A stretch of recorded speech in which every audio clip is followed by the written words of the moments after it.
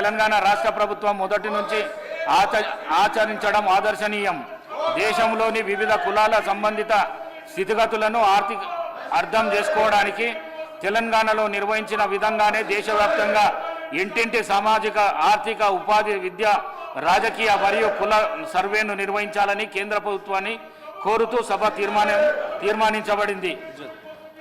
Those who are for the resolution, please say ayes. Those who are against please say no. Ayes have it. Ayes have it. The resolution is unanimously adopted. Telangana రాష్ట్రంలో schedule కులాలలోని ప్రత్యేక వర్గాల ఉపవర్గీకరణ doctor justice Shamim Akhtar ఏకసభ్య commission పై గౌరవ ముఖ్యమంత్రి గారు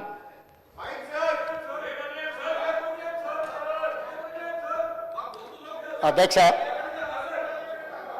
ఇది అత్యంత కీలకమైన కొన్ని దశాబ్దాలుగా అపరిష్కృతంగా ఉన్న సమస్య. ఈ సమస్యకు సుప్రీంకోర్టు తీర్పు ద్వారా తెలంగాణ ప్రభుత్వం శాశ్వతమైన పరిష్కారం చూపించాలనుకుంటుంది. సభ్యులందరూ కూడా సహకరించి ఎస్సీ ఉపకులాల వర్గీకరణకు సంబంధించిన ప్రకటనను, ఈ ప్రకటన తర్వాత ప్రభుత్వం చేపట్టబోయే చర్యలను సమర్థించవలసిందిగా కోరుకుంటూ, తమరి అనుమతితో తెలంగాణ రాష్ట్రంలో షెడ్యూల్డ్ కులాలలోని ప్రత్యేక వర్గాల ఉపవర్గీకరణ డాక్టర్ జస్టిస్ షమీం అఖ్తర్ ఏకసభ్య కమిషన్ నివేదికపై రాష్ట్ర ప్రభుత్వం తరఫున ఈ ప్రకటన చేస్తున్న అధ్యక్ష.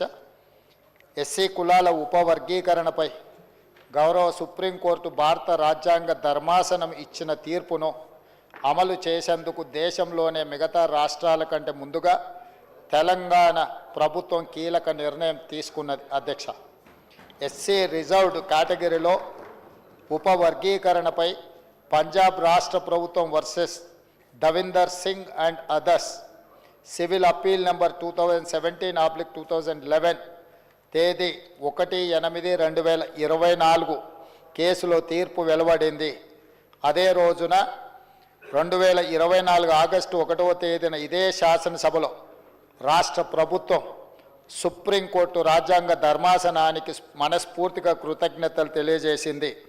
ఎస్సీ వర్గీకరణ అమలుకు రాష్ట్రం ప్రభుత్వం కట్టుబడి ఉంది అని చెప్పి ప్రకటన చేసింది. అధ్యక్ష, ఎస్సీ వర్గీకరణ అమలు చేసే బాధ్యతను మా మిత్రులు, మా మంత్రివర్గ సహచరులు మేమందరం తీసుకుంటామని అదే రోజున ఎస్సీ సోదరులకు మాట ఇచ్చాము. ఈ ప్రక్రియలో భాగంగా న్యాయపరమైన ఇబ్బందులు తలెత్తకుండా రాష్ట్ర ప్రభుత్వం అప్పటి నుంచే కార్యాచరణ చర్యలు చేపట్టింది.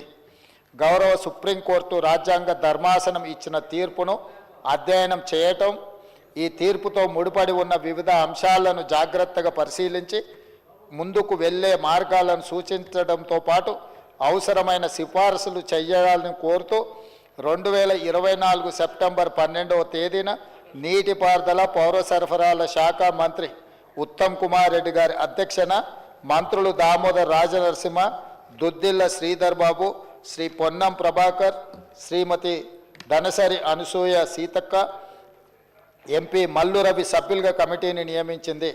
కమిటీ పలు దఫాలుగా సమావేశమై విస్తృత చర్చలు జరిపింది.